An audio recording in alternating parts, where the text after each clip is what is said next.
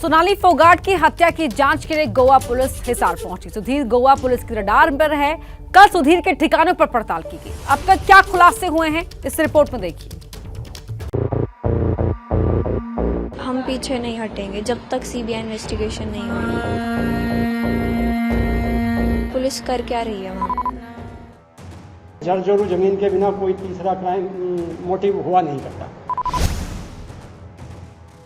उसके पीछे ये जमीन जायदाद का ये मिलेगा, सारा कुछ उसने कब्जे में कर रखा है, यहाँ किसी को मिलने नहीं देता था।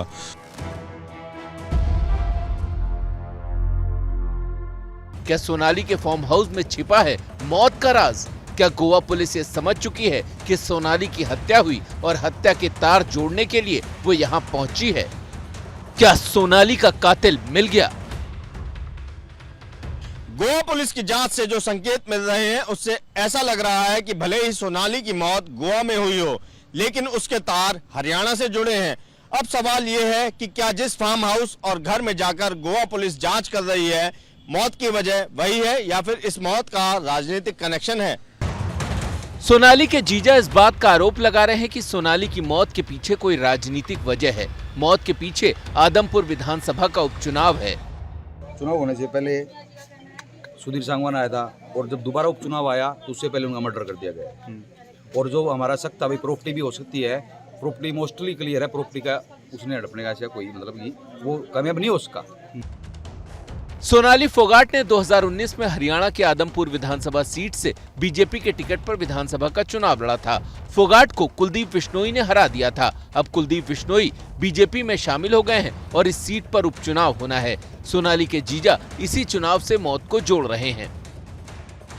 पॉलिटिकल कनेक्शन सिर्फ इतना ही नहीं है। सोनाली के भाई वतन का आरोप है कि आरोपी सुखविंदर की मदद हरियाणा के चर्चित नेता गोपाल कांडा कर रहे हैं। सुखविंदर ने गोपाल कांडा जी के साथ काम किया है, इसीलिए उनका लिए कुछ उनको हमें वहाँ से कुछ मैसेज मिला भी गोपाल कांडा जी उनकी मदद कर रहे हैं। इस साजिश का तो हम नहीं कह सकते, लेकिन कुछ तो मदद की जब ही उन्होंने संपर्क किया उनसे। सुखविंदर ही बता पाएगा वो बात तो थी। दूसरी तरफ सोनाली के जेठ का आरोप है कि सोनाली की मौत के पीछे वजह राजनीतिक नहीं बल्कि प्रॉपर्टी का लालच है। पॉलिटिकल सवाल है ये, मैं नहीं कह सकता इसके ऊपर। हम तो ये कह सकते हैं ये सुधीर सांगवान और सुखविंदर सांगवान इन्होंने यानी कि मौत का प्लान यहीं से हिसार से ही रच के ले गए थे। ये पहले ही प्री प्लान था। ये दोषी को सजा मिलनी चाहिए, फांसी की सजा हो ये, और कारण पता चलना चाहिए उन्होंने क्यों मारा, किस लिए मारा। तो क्या प्रॉपर्टी बनी सोनाली की मौत की वजह? सोनाली फोगाट 100 करोड़ की प्रॉपर्टी की मालकिन थी। सोनाली के हिस्से में पति की मौत के बाद 13 एकड़ जमीन थी। 6 एकड़ में फार्म हाउस और रिजॉर्ट बना हुआ था। सिरसा रोड और राजगढ़ रोड बाईपास के बीच गांव ढूंढर की इस जमीन की कीमत 7 से 8 करोड़ रुपए प्रति एकड़ है। जमीन की कुल कीमत करीब 96 करोड़ है। रिजॉर्ट की कीमत करीब 6 करोड़ है। हिसार के संत नगर में 3 करोड़ का घर और दुकानें हैं। सोनाली के पास स्कॉर्पियो, फॉर्च्यूनर समेत 3 गाड़ियां थी। इसके अलावा गुरुग्राम और नोएडा में भी प्रॉपर्टी है।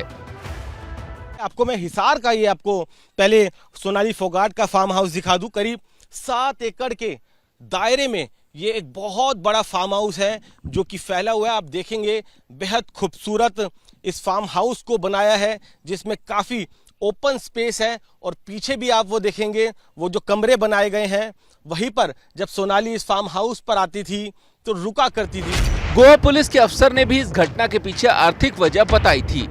Right now I cannot establish whether it is political or economic, but normally आप सब जानते हैं जरजोरू जमीन के बिना कोई तीसरा क्राइम मोटिव हुआ नहीं करता। परिवार को भी ऐसा ही लगता है। अच्छा, ये जमीन जायदाद का ये मिलेगा और किस वजह से कर सकता है? सारा कुछ उसने कब्जे में कर रखा है, यहाँ किसी को मिलने नहीं देता था।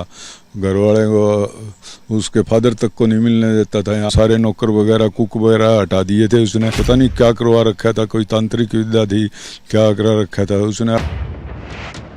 सोनाली की मौत के बाद फार्म हाउस में सुधीर सांगवान का रखा हुआ केयरटेकर शिवम फरार हो गया। वो अपने साथ सीसीटीवी कैमरों की डीवीआर, लैपटॉप और दस्तावेज भी ले गया।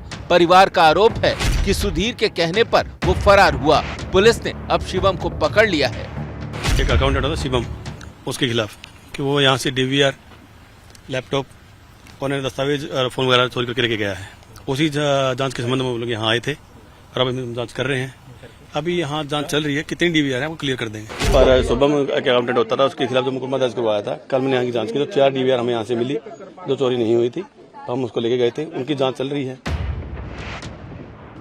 एक तरफ पुलिस कह रही है कि शिवम डीवीआर लेकर नहीं गया, दूसरी तरफ परिवार का आरोप है कि डीवीआर शिवम के पास थे। सवाल ये कि पुलिस इस तरह के बयान क्यों दे रही है। सवाल ये भी कि शिवम मौके से भागा क्यों। क्या सीसीटीवी फुटेज में कुछ ऐसा है जो सोनाली की मौत का राज खोल देगा? क्या शिवम ने डीवीआर और लैपटॉप का डेटा डिलीट कर दिया? क्या डीवीआर का डेटा रिकवर करने की कोशिश पुलिस करेगी? शिवम से मिले दस्तावेजों में क्या है?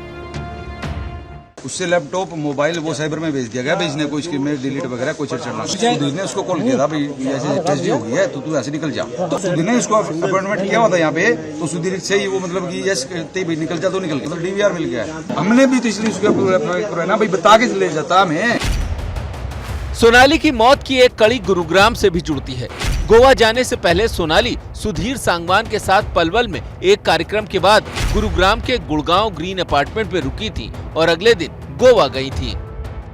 गोवा पुलिस जो है वो हिसार पहुंच चुकी है और हिसार से गोवा पुलिस ने अपनी इन्वेस्टिगेशन को शुरू कर दिया है। जो जानकारी मिल रही है उसके मुताबिक गोवा पुलिस गुरुग्राम भी पहुंचेगी और उस फ्लैट की तलाशी भी लेगी जिस फ्लैट से सोनाली फोगाट सुधीर सांगवान के साथ आखिरी बार निकली थी। इतना ही नहीं, जो आसपास के लोग हैं उनसे भी यहाँ पर पूछताछ की जाएगी। गुरुग्राम में ये फ्लैट सुधीर सांगवान ने किराए पर लिया था। सूत्रों के मुताबिक इसके रेंट एग्रीमेंट में उसने खुद को शादीशुदा बताया था और सोनाली फोगाट को अपनी पत्नी बताया था। यहाँ रहने वाले लोग बताते हैं कि कभी कभी सोनाली यहाँ आती थी। वो उन्होंने किराए पे लिया था 1 जून 2022 से। हाँ, लगातार आती रहती थी। वो लगातार यहाँ नहीं रहती थी सर, वो बीच में ओकेजनली आती थी यहाँ पे, हफ्ते में आगे 10 दिन में, उसके बाद वो चली जाती थी। ज्यादातर यहाँ सुधीर सांगवान रहता था। सुधीर सांगवान ने वो रेंट एग्रीमेंट अपने नाम से बनवाया था सर। 22 तारीख को सोनाली जब यहाँ आई थी तो उनका सरकारी गनर उनके साथ था, लेकिन एयरपोर्ट जाने से पहले सुधीर सांगवान ने उसे हिसार लौटने को कह दिया। 21 तारीख को लगभग 4:30-5 बजे बड़ा सुधीर जी ने मैडम पे पूछ के फ्री कर दिया था। हम 26 को आएंगे, 26 को आपको यहाँ मिलना मेरे को। क्या कहा था सुधीर जी ने मैडम से बात होने के बाद? गोवा और मुंबई ये बता रहे थे हमारा 4 दिन का प्रोग्राम है, 26 को हम वापस आएंगे। गुरुग्राम आना, फिर गोवा चले जाना, गनर को वापस भेजना और परिवार को गलत शेड्यूल बताना किसी साजिश का हिस्सा लगता है।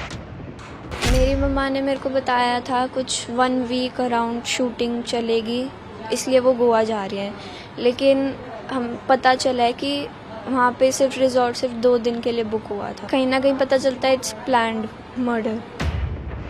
मौत की इस पूरी कहानी के सेंटर में है सुधीर सांगवान, जिसके सीने में दफन है कई राज। सुधीर सांगवान का इतिहास ये बताता है कि अपराध से उसका पुराना नाता रहा है। इस पासपोर्ट में उसका नाम सुधीर पाल लिखा है। क्या देश छोड़कर फरार होने की कोशिश में था सांगवान? क्या गोवा पुलिस जानती है कि सांगवान के इरादे क्या थे? इस सवाल के जवाब में ही छिपा है सोनाली की मौत का राज। गुरुग्राम से मनोज वर्मा के साथ हिसार से वरुण जैन की रिपोर्ट।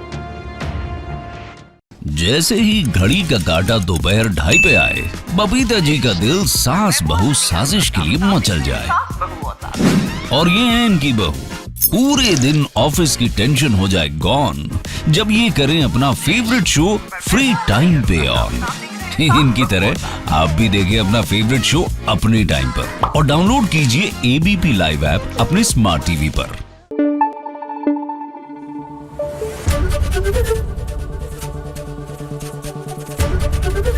एबीपी न्यूज आपको रखे आगे।